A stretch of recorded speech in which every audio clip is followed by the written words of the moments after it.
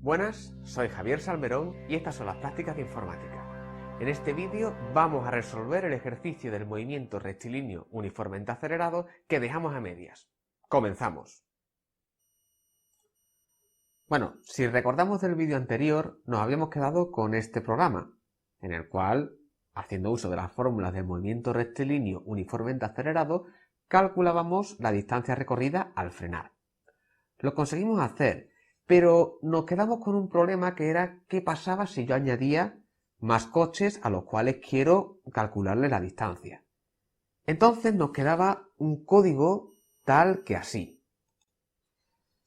Como podemos ver, el código pues ya empezaba a complicarse mucho, puesto que teníamos que estar utilizando las fórmulas varias veces, si había algún error la cosa se complicaba, y entonces surgió la idea de, bueno, ¿por qué no hacemos uso de una función propia y así el código quedará más legible y más simple? Pues vamos a ello, vamos a crear una función.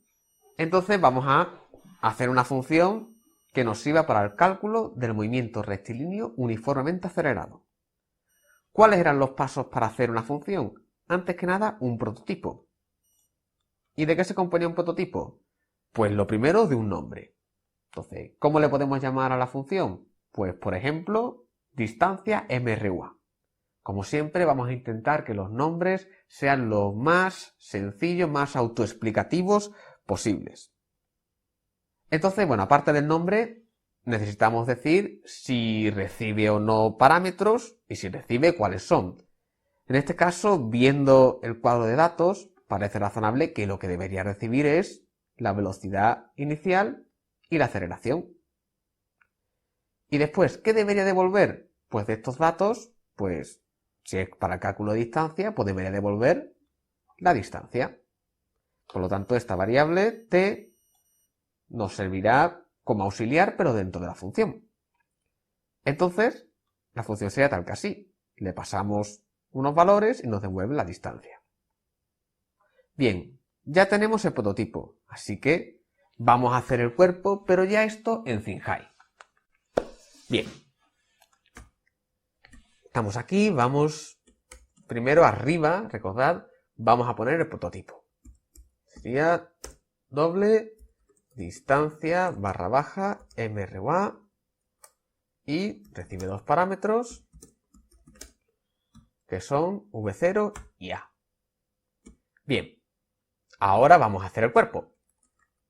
Entonces, para ello, el truco está en copiar el prototipo y abajo de la función main, pues ponerlo sin punto y coma y añadir dos llaves.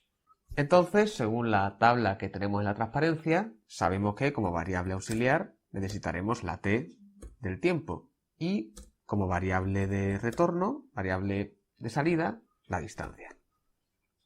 Entonces ya, como conocemos la fórmula, es tan sencillo como volverla a poner. Menos V0 partido por A y la distancia sería medio por A por T más V sub 0 por T. Y ahora, claro, sabemos que nuestra función devuelve algo, devuelve la distancia.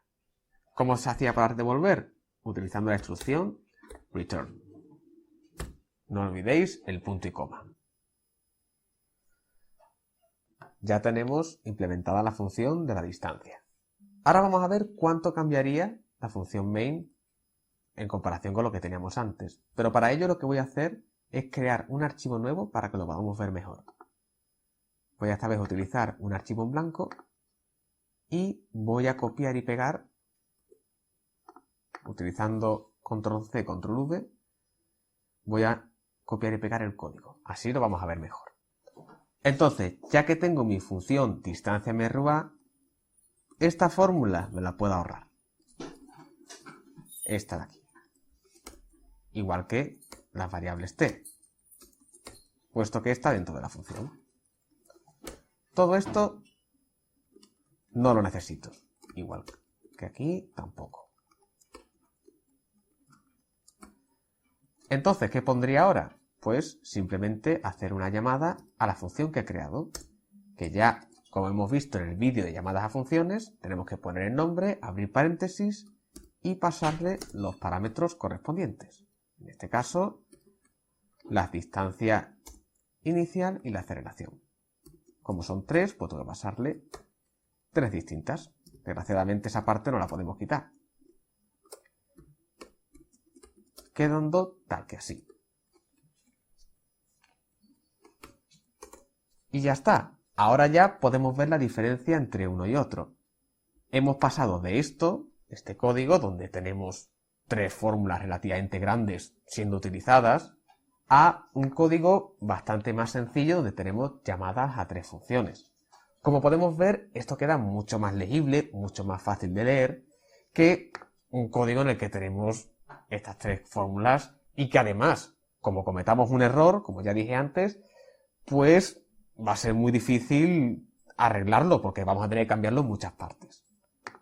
Así que tenemos legibilidad, más mantenibilidad y además, como ya comenté en el vídeo anterior, esta función puedo yo utilizarla en otros códigos donde yo la necesite. Sin embargo, en el otro sería mucho más difícil, puesto que tendría que estar copiando y pegando este cachito de código en concreto, adaptarlo a ese caso. Sin embargo, aquí es mucho más sencillo. Así que las ventajas del uso de funciones quedan bastante claras con este ejemplo. Y con esto ya hemos resuelto un ejercicio en el cual creamos nuestra propia función. Como se ha podido ver, el código queda mucho más limpio. En vídeos posteriores veremos otros aspectos de las funciones que también son interesantes, como por ejemplo las llamadas anidadas, la pila de llamadas o la diferencia entre mostrar y devolver. Nos vemos en el próximo vídeo.